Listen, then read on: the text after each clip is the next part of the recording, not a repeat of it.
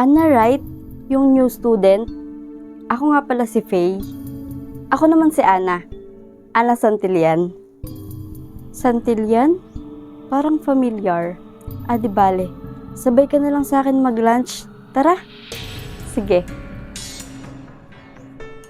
Gusto mo pag may vacant time tayo, igala kita dito sa buong school? Sige, sakto. Di ko pa kasi alam yung mga pasikot-sikot dito sa school na to eh. Ang laki-laki kasi. Saan mo ba gusto mag-start? Pwede bang dun sa lumang building?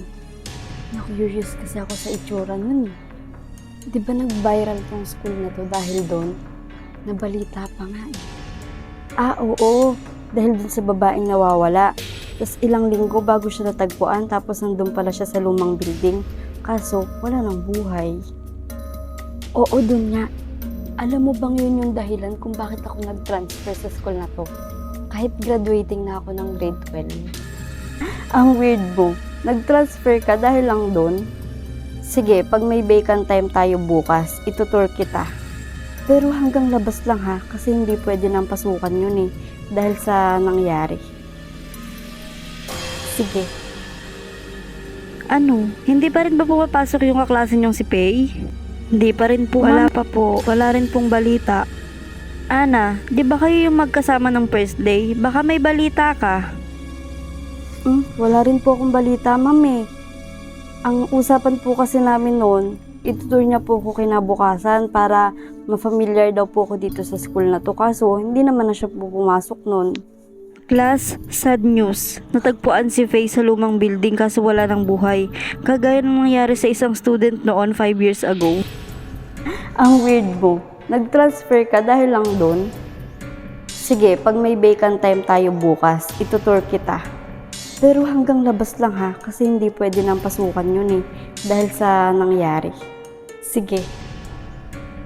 Ay, ngayon na kaya? Vacant naman natin ng 1 to 4 p.m. Di ba may meeting yung mga teachers? Sure ka ba? Ngayon na agad? Oo, para naman maging familiar na ako dito sa school na to, no? Ito pala yun. Hindi ba tayo papasok? Bawal eh. Bawal pag may nakakita. Wala namang nakakakita sa atin eh. Tsaka saglit lang naman tayo. Makulit ka ha. Basta saglit lang ha.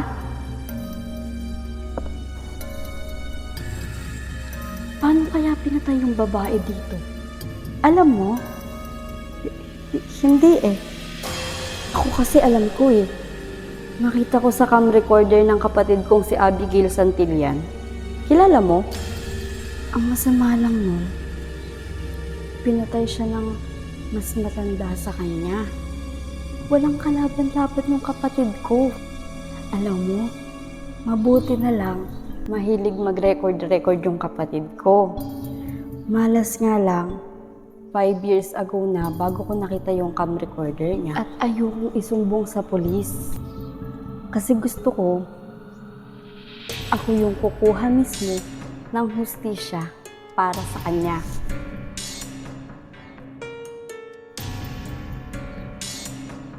At gusto ko, ako mismo yung papatay sa taong yun.